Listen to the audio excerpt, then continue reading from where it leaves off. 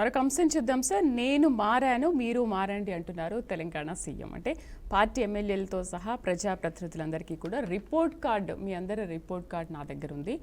And నిరుడ్తో పోలిస్తే కొత్త ఏడాది తనలో మార్పు వచ్చిందని అంటున్నారు. అంటే మార్పు తనలో రావాలా లేకపోతే పాలనలో రావాలా? నేను చేంజ్ అయ్యాను అంటే ఆ చేంజింగ్ అనేది ఆయన చెప్పుకోవాలా, ప్రజలు చెప్పాలా? అదే కదా ఇప్పుడు ఏమొస్తుందంటే రాజకీయ నాయకులకు నేను అనే అహం ఎప్పుడు వస్తుందో ప్రజలు కూడా ఎక్కడ కరువు పెట్టి కాలుస్తారు కూడా. ఎందుకంటే గతంలో మోడీ గ్యారెంటీ అన్నప్పుడు నేను ఇదే అన్నాను. మోడీ గ్యారెంటీ కాదు, బీజేపీ గ్యారెంటీ అనండి, సమిష్టిగా మా గ్యారెంటీ అనండి అన్నారు. ఏమైంది? మోడీ గ్యారెంటీ అబ్కాబాద్ 400 నుంచి ఎక్కడికి వచ్చినాం 293కు కూటమంతా కలుస్తుంది. ఇక్కడ రేవంత్ రెడ్డి గారు కూడా ఈ మధ్య నేను చేస్తున్నా అదే అంటున్నారు. మేము అనండి, కాంగ్రెస్ పార్టీ అనండి, సమిష్టి బాధ్యత అనండి, అప్పుడు ఈజీగా ఉంటుంది. ఇక్కడ ఏమైతుందంటే తాను మారానంటే మారాను. రేవంత్ రెడ్డి కృషిని తక్కువ అంచనా వేయడానికి లేదు. ఒక జడ్పీటీసీ గా నేను ఆయన చాలా సార్లు ఈ డిబేట్లకు వెళ్ళినప్పుడు లిఫ్ట్ లో కలిసేవాడు, లేకుంటే కార్లో మా ఇద్దరిని అప్పుడు కారు కూడా లేకుండా ఆయన కార్లో మా ఇద్దరిని పంపించేవాడు మా ఇళ్ళకి పంపించినప్పుడు. నేను అప్పుడు అక్కడ ఆ స్టేజ్ లో చూసాను రేవంత్ రెడ్డి గారిని, ఇప్పుడు ఈ స్టేజ్ లో చూస్తున్నాను. కానీ ఆయన ఎదుగుదలకు ఆయన కృషి కారణం. ఆయన కొన్నిసార్లు మనకు దురుసు మాటలు కావచ్చు, గట్టిగా మాట్లాడడానికి కారణం కావచ్చు. రాజకీయాలు అది అవసరమే. కానీ ఇప్పుడు ఏమంటున్నానంటే నేను మారాను, మీరు మారానంటే వాళ్ళ గోత్రాలు ఈయన తెలుసు, ఈయన గోత్రాలు వాళ్ళకి తెలుసు. అదే అన్నాడు కదా, చాలా స్పష్టంగా అన్నాడు. ఏమన్నాడంటే మీ గురించి మీ కింది వాళ్ళు ఏమనుకుంటున్నారో తెలుసుకోండి, మీరు దాన్ని బట్టి జరగండి అంటున్నారు. ఇక్కడ కూడా నేనేమంటున్నానంటే మీరు కూడా తెలుసుకోండి అంటున్నాను. ఇప్పుడు ఆ సూత్రము అయ్యగారు ఉల్లిగడ్డ సామెతలాగా ఆయన వర్తించదా మరి కదా. ఇప్పుడు ఆయన హితోపదేశం చేసేటప్పుడు ఆయన అదే అన్నాడు, నేను మారాను, మీరు అన్న మాటలు నేను గుర్తిస్తున్నాను, తెలుసుకుంటున్నాను, మీరు కూడా మారండి అన్నాడు. మంచిదే. నా ఉద్దేశం అంటే దిశానిర్దేశం చేసే నాయకత్వ లక్షణాలు ఆయనకు ఉన్నాయి, కాదంటలేను. కానీ ఆయన మారకుండా ఇప్పుడు ఏమైంది, 1 year గా అన్ని అవాకులు చెవాకులు పేలుకుంటూ ఎదుటి ప్రభుత్వాన్ని బదనాలు చేసే క్రమం చేసుకుంటూ అక్కడైనా పాలన మొదలు గారి ఇప్పటిదాకా అంటున్నాడు. రేవంత్ రెడ్డి గారి మీద నాకు ద్వేషం లేదు. రేవంత్ రెడ్డి గారు మొదట్లో మోడీ గారిని కలుస్తానన్నాడు, కిషన్ రెడ్డి గారిని కలిసిండు, మా అసదుద్దీన్ ఓవైసీ సలహాలు తీసుకుంటానన్నాడు, కేసీఆర్ కలుస్తానని పోయిండు, పాప హాస్పిటల్ కలిసి వచ్చిండు. నేను దానికి అంగీకరిస్తున్నాను, దానికి సమర్థిస్తున్నాను. కానీ 1 year గా చేస్తుంది ఏంటంటే ప్రతి చిన్న విషయాన్ని భూతత్వంలో చూపెడుతూ కోడిగుడ్డు మీద ఈకలు వీపుతూ ఇప్పుడు పాత ప్రభుత్వాన్ని కార్నర్ చేసే క్రమమే నడుస్తుంది తప్ప తనదైన ముద్ర వేసుకొని నేను ఈ ప్రభుత్వంలో ఈ పని చేశాను అని చెప్పుకునే ఒక్కటన్నా చేసేదాన్ని నడుస్తున్నాను. అది కాలే కదా.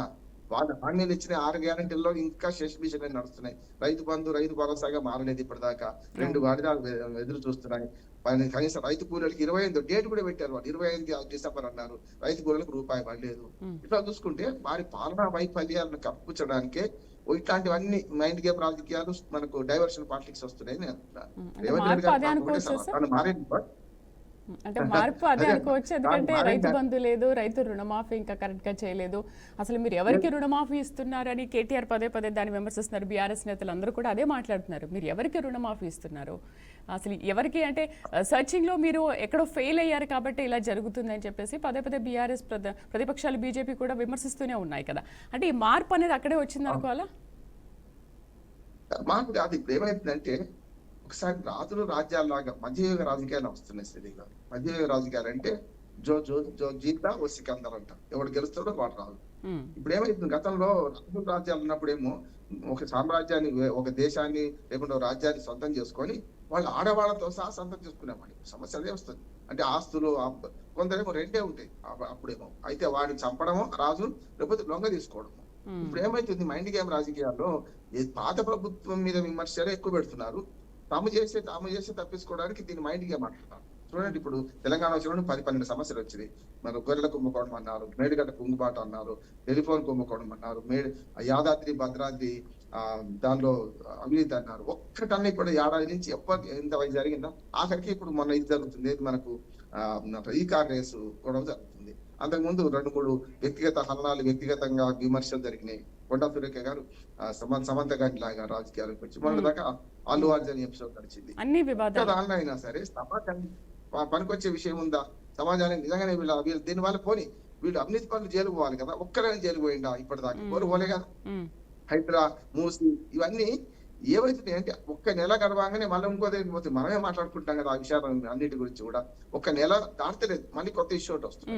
అందుకనే ఇష్యూల మీద ఇష్యూలు తీసుకొని వస్తారా, నిజమైన రేవంత్ రెడ్డి గారి పాలన నేను ఈ సంవత్సరం సందర్భం వెలుగు నీడలని ఒక వ్యాసం రాశాను. అదే చెప్పాను. మీరు ఛాలెంజ్ నిజంగా మంచి మీరు ఒక ఛాలెంజ్ చేసిన ముఖ్యమంత్రి. మీరు ఒక రకంగా చెప్పిన కష్టపడి ఈ స్థాయికి వచ్చారు. ఆయనే అన్నారు, నాకు ఈ అదృష్టము నా అవకాశం కనిపింది, అవకాశాన్ని వినియోగించుకుంటాను. 20% పోయింది, పుణ్యకాల కష్ట 20% అయిపోయింది. ఇప్పుడైనా సరైన పాలన ఉంది అంటే తనదైన ముద్ర వేయమంటున్నాను. తనదైన ముద్ర అంటే ఒక్కటే మాట చెప్తాను. గతంలో ₹2 కిలో బియ్యం అంటే మనకు ఎన్టీఆర్ గారు గుర్తొస్తారు. ఉచిత విద్యుత్ అన్న, ఆరోగ్యశ్రీ అన్న, పిఏ రీఎంబర్స్మెంట్ అన్న మనకు రాజశేఖర్, ఒక మిషన్ ప్యాకెట్, ఒక మిషన్ కాకతీయ, ఇవన్నీ కేసీఆర్ గారు గుర్తొస్తారు. వీరు కూడా చిరస్థాయిలో ఒక పథకం నాకు ఉంది అని గుర్తు చేసుకునే రకంగా చేయమని నేను అంటే ఆయన గుర్తుండిపోవాలంటే ఒక ఫ్రీ బస్ ఒకటే గుర్తుంటుందేమో నాకు తెలిసి. ఫ్రీ బస్ కూడా గుర్తుండదమ్మా. ఇప్పుడు ఎప్పుడు కూడా easy money, Sridevi easy money ఎప్పుడు ఎవరు గుర్తుంచుకోరు. ఆకలికి అన్నము, వేదనకు ఔషధం అని. ఆకలికి అన్నం పెడితే నీకు ఖర్చు చల్లకుండా అన్నం పెట్టామంటారు. తినొచ్చినోడికి అన్నం పెడతా అంటే నీ కావరం బట్టి, ఈ మాట అంటున్నాను, కావరం బట్టి పెడుతు నువ్వు పెట్టామంటావు. ఇక్కడ అంతే.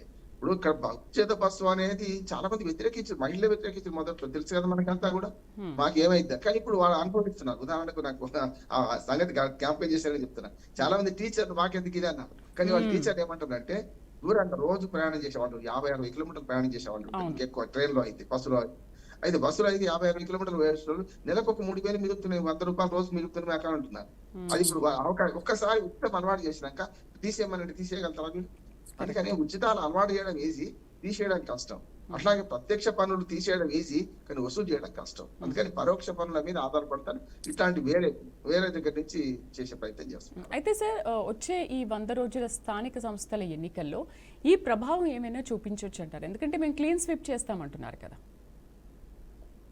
కరెక్ట్. నిజంగా చెప్పాలంటే ఇప్పుడు స్థానిక సంస్థల ఎన్నికలు, స్థానిక ప్రభుత్వాల ఎన్నికల గురించి ఆలోచిస్తుంది ప్రభుత్వం అంట. అందుకని చూడండి, ఆపి ఊరించి ఈ రైతు బంధులు అన్ని షరతులు పెట్టి ఏదో చేస్తాం అనుకుంటారు. ఎందుకంటే రైతు భరోసా చేయడానికి ప్రధానమైన కారణం ఏంటంటే ఇప్పటిదాకా ఈ సంవత్సరం ఆపింది కూడా రేపు ఫిబ్రవరి, మార్చిలో ఎన్నికలు తప్పితే ఇది ప్రభావం చూపెట్టదు. అందుకని సంక్రాంతికి వెయ్యరు, ఈ మాట కూడా తప్పుతారు.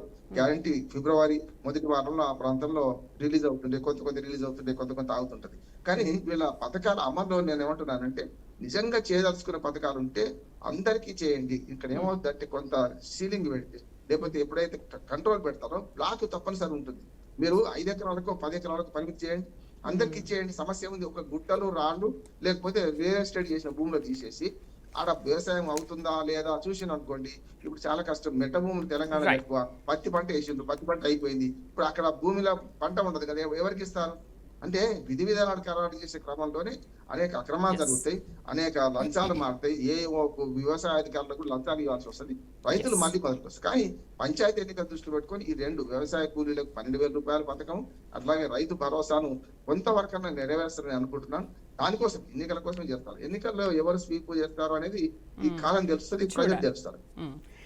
ఇంకొక మాట, ప్రజలు తెలుస్తారంటే ఇప్పటిదాకా గ్రామీణ ప్రాంతం వాళ్ళే ఇప్పుడు ఆదరించారు. పట్టణ ప్రాంతంలో టీఆర్ఎస్ కి ఎక్కువ వచ్చింది, వీళ్ళకి రాలే. కనుక గ్రామీణ ప్రాంతం వాళ్ళు రియలైజ్ అయ్యిండ్రు, రేవంత్ రెడ్డికి వ్యతిరేకమైన మాట వస్తుంది. దాన్ని కూల్ చేసుకోవడానికి ఏం చేస్తారు అనేది ఏం చేస్తారు తెలుసుకోవాలి.